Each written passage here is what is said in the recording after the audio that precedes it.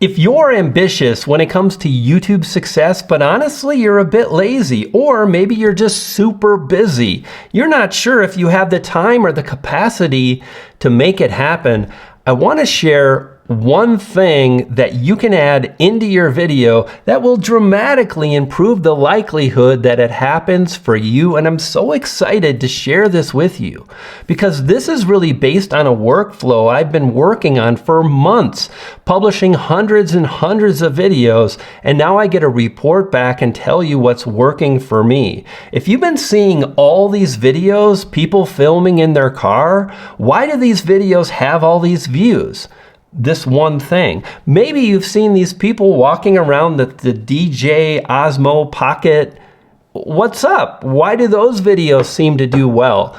This one thing is included in the videos and they do fantastic. First off, it doesn't matter. None of it really matters what niche you have, what kind of gear you use. You just need to focus on this one particular thing because it will allow you to overcome the algorithm. You see, the algorithm is really just trying to identify a few factors, and I want to talk about it more in this video. I got a comment, thank you sir for your comment, based on, I want to know why my videos with high CTR aren't really happening. I'm flatlining, and it's just so frustrating. I publish a video, 24 hours later, I flatline. By the way, this video on the screen talks about that very thing. Here's kind of the short answer is that first off, there are a number of factors that really trigger the algorithm. One of them is if viewers keep coming back to your channel, that's a big enough signal to the algorithm that the algorithm understands those people love your content and it's going to serve your video to those viewers when you publish. But what happens? Over time, your video goes out to more and more new viewers, also known as nightmare mode. This is really, really challenging to have the skills and abilities that it takes to publish a video that keeps viewers engaged in watching is really tough.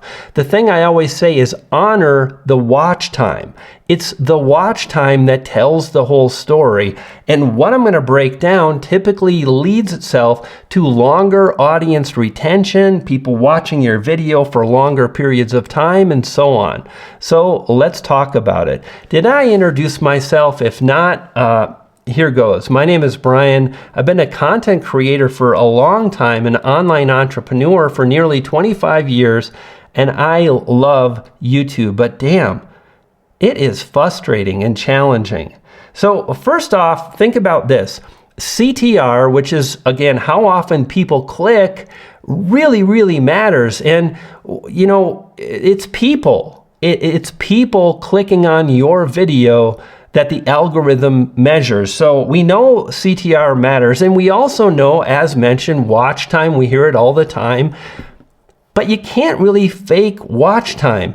You can't make a video and keep somebody strapped into their chair, like this, watching your video. They click off. So the way I like to think about it is this.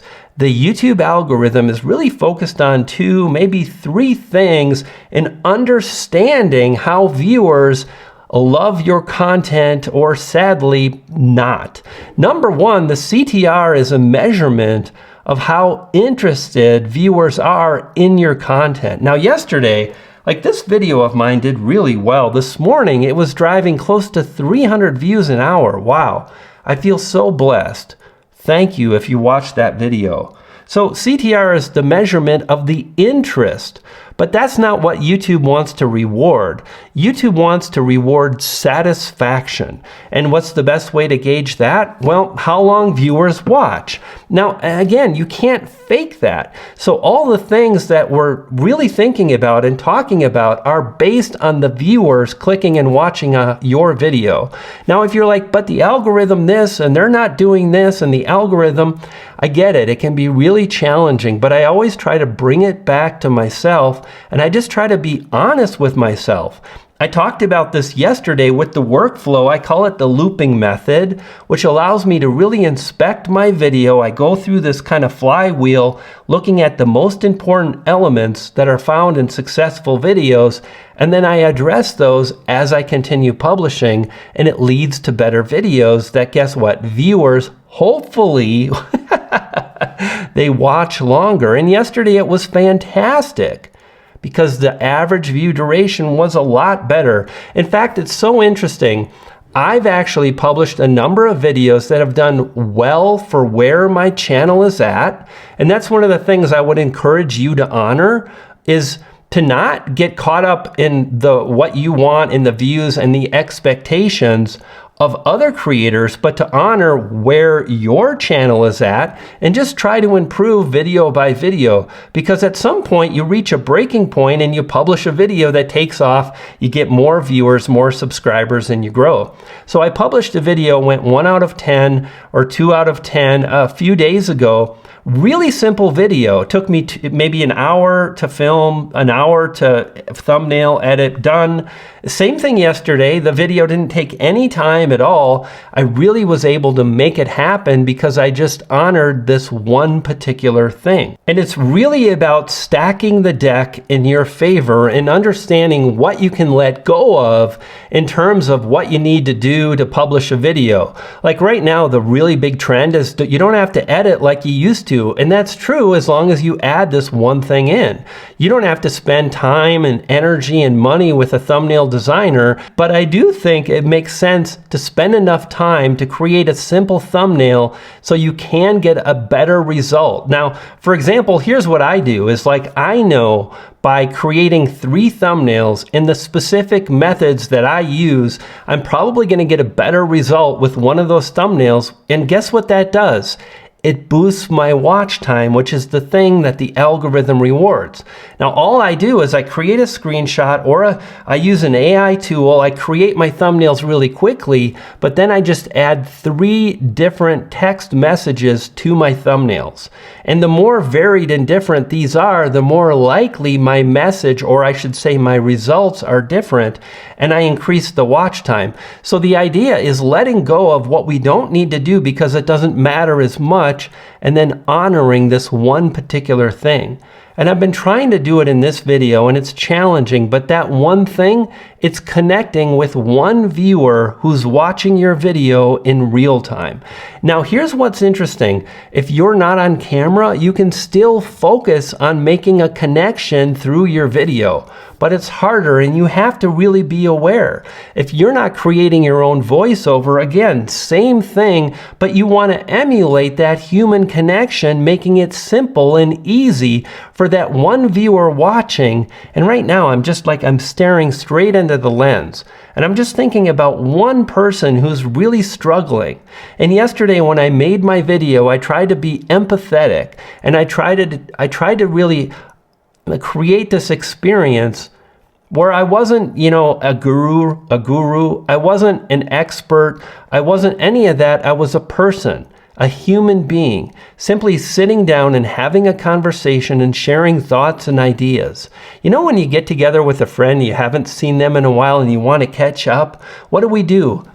We tell stories. Oh, this is what I did, and then I went here, and I've been struggling with this thing.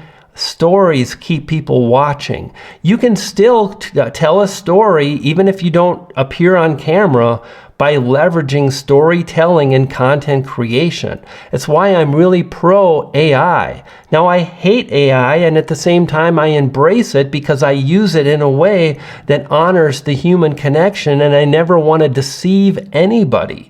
This is another video I'll probably make soon. But the thing you can really focus on is trying to take a viewer from A to Z by telling a story or understanding their pain points and where they're trying to go. So on this channel, the only thing I always try to do, and it's easy to lose sight of it, and I do all the time, and that is I start my videos by really thinking about the people that are going to click. And I think, why are they clicking? Are they mad? Are they upset? Are they trying to figure something out? How can I be a connection for them and create some humor in their day? How can I connect emotionally? And that's why these videos of people in their cars work, because it's stripped down and it really honors just a connection and a conversation with another human being. It's why this new vlog style of just take me with you throughout your day, share ideas, works well for a lot of people, because it really emulates that human connection. Now, if you're not on camera, you can still strive to keep people watching by honoring that, taking them through that A to Z. People want to get from one point to another. What are they trying to accomplish? What are they trying to learn? Why are they watching? What is the value they want to extract? When we honor that and understand that, we can strive to add elements in no matter what. And the best content creators try to add these elements in different ways. They do add B-roll from time to time. You know, they do create a voiceover because that's the thing that will make it easier for someone to follow along. Because at the end of the day, it is possible for anybody to show up, turn on a camera or a microphone, record a voiceover, and assemble a video in a few hours and publish. And if you do that a few times a week, you're spending somewhere between 4 and maybe 8 hours a week to create something that matters to you. At the same time, by reducing the things that don't matter as much, you'll be far more likely to make it happen. And this video on the screen now, it goes over that very thing, really covering what's most important and what to honor. Click and watch that video, and when you do, you'll get the tips, the tactics, and hopefully I'll connect on a human level. You dig?